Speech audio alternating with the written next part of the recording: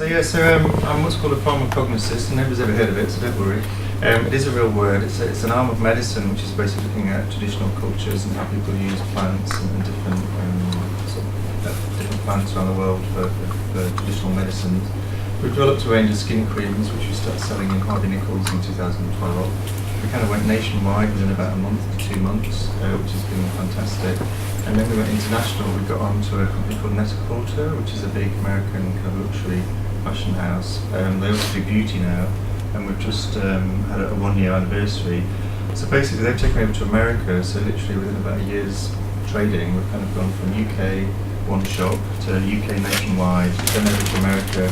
Just recently we've been in Asia, and we've been in Hong Kong doing a big launch in Asia as well. So it's grown very, very quickly. Obviously, funding was a real importance for us, so we worked with Mike from Business West from a very early stage. We did Crowdcube.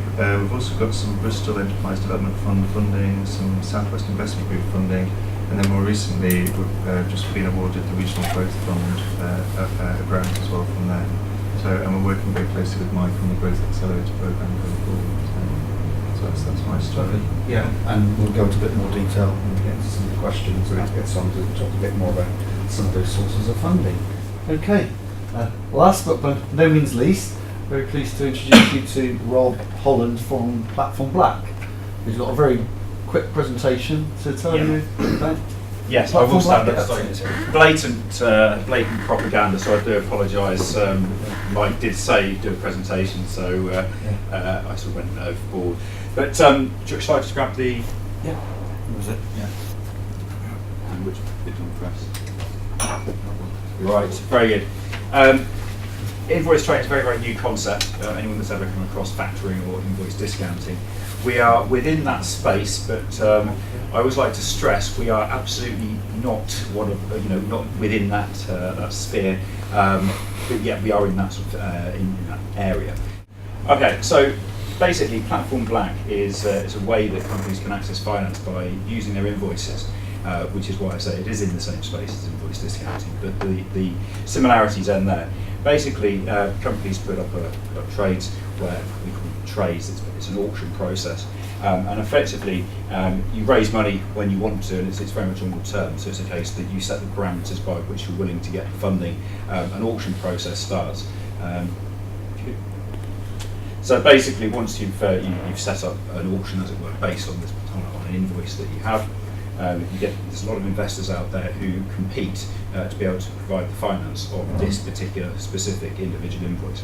And effectively, if you think of it this way, it's almost like eBay but in reverse. So effectively, you've got investors that are coming and competing against each other, and the investor that wants to or willing to make the least amount of return is the investor that actually provides the funding, which means that the cost of your finance is very, very low. Very, very straightforward. You have a registration fee. You have a cost of actually the finance, which is the money that the investors actually make. We have all sorts of investors on the platform. We have high net worth individuals. We have institutional investors. We have family offices. Believe it or not, we even have some banks and some various other funds, extremely large funds that are knocking on the door, poised to go. And of course, we do it. We obviously make a small transaction fee because we don't do it for charity, unfortunately. All sorts of companies, which is why obviously Mike has asked me here, is all sorts of companies in various different stages of their life cycles are looking to use us. You've got companies that are looking to grow, particularly companies that are in the position, like Dr. Jackson, that have just landed that big project, the big contract, the contract that is going to provide, potentially a lot of revenue, and then all of a sudden the celebrations stop, and the day after, of course, right, how do we actually finance that? Wonderful, right, then of course the fun begins. You've got companies that are just being prudent, companies that think it's a very, very good safety net just in case things go wrong. We don't charge if you don't use it, it's genuine pay as you go.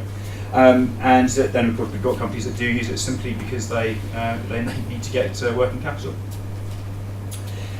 We have a lot of interesting stuff in the package that you've got is the case study for this, but I won't dwell on this other than to say that every single company that has used this has come back.